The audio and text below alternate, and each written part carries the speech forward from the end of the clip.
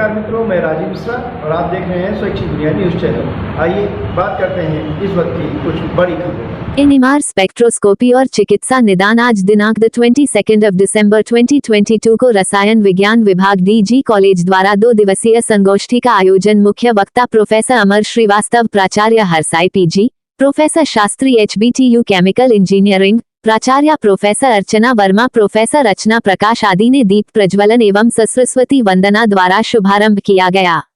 Professor Shastri ने अवगत कराया कि पिछले एक दशक में न्यूक्लियर मैग्नेटिक रेजोनेंस स्पेक्ट्रोस्कोपी ने डायग्नोस्टिक मेडिसिन को आगे बढ़ाने में एक मौलिक भूमिका निभाई है। एनएमआर अध्ययन अन्य तकनीकों की तुलना में कई प्रकार के लाभ प्रदान करता है, जिससे यह नैदानिक चिकित्सा क्षेत्र में शोधकर्ताओं के लिए पसंद का माध्यम बन जाता है। चिकित्सा नमूनों का विश्लेषण करते समय परमाणु चुंबकीय अनुनाद नमूना तैयार करने में आसानी करके जैविक सुरक्षा, गैर आक्रामकता, सर्वाइविन प्रोटीन आदि में है।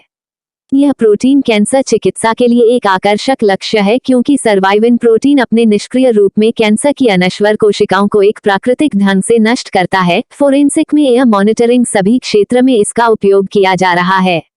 प्रो अमर श्रीवास्तव जी ने अवगत कराया कि अस्पताल और ऑपरेशन रूम का अल्ट्रावायलेट किरणों से सैनिटाइजेशन भी स्पेक्ट्रोस्कोपी का ही उपयोग है, क्योंकि इसी अध्ययन से पता चलता है कि कोरोना वायरस का डीएनए अल्ट्रावायलेट किरणों से नष्ट होता है और कोरोना बहुगुणित नहीं हो। स्पेक्ट्रोस्कोपी ही विधि है जो खाद्य पदार्थों, दूध, फल, फसल आदि की गुणवत्ता का परीक्षण भी की जा रही है।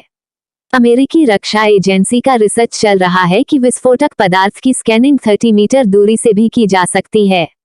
प्रोफेसर अर्चना वर्मा ने जानकारी दी कि इसके आधार पर हम पदार्थ की आंतरिक निकट अवरक्त स्पेक्ट्रोस्कोपी का उपयोग करके अपक्षयित लकड़ी के जोखिम समय का अनुमान लगाना।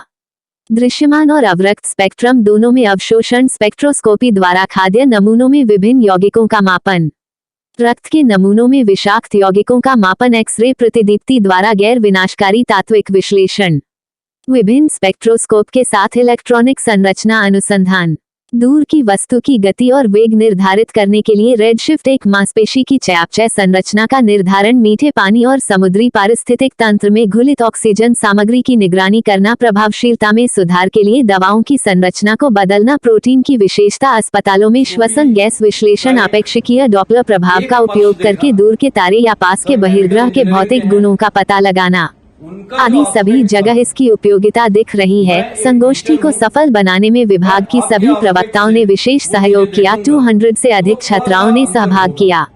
कानपुर से संवाददाता प्रथम शुक्ला की खास report. So we don't have to powder the material, mineral. Suppose example, gold, silver, iron ore, bauxite, aluminum ore. Different ores are there. So now, if you want to find the composition of the ore, one option is again powder them and element analysis you do. Second option is use spectroscopy method.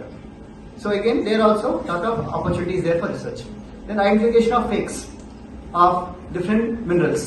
Fake you can identify again using spectroscopic method. Then it also aids in enhancement of visual characteristics such as heating, irradiation, impregnating gems with oils, waxes, etc. So all these things, all these forgeries and fakes you can detect using spectroscopic methods. So again direct application. And the next one we'll end with this, and then we'll talk about instruments. So this is about astronomical studies using of spectroscopic methods. Study of atmosphere of cool stars for molecular species. Studies in molecular clouds where new stars are formed. Again, these all deals with astronomy. Doppler shift, red shift, blue shift. You are studying physics now in your school level, S2.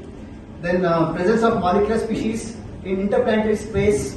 Then analysis of rock and soil coming from lunar, moon surface of moon, etc.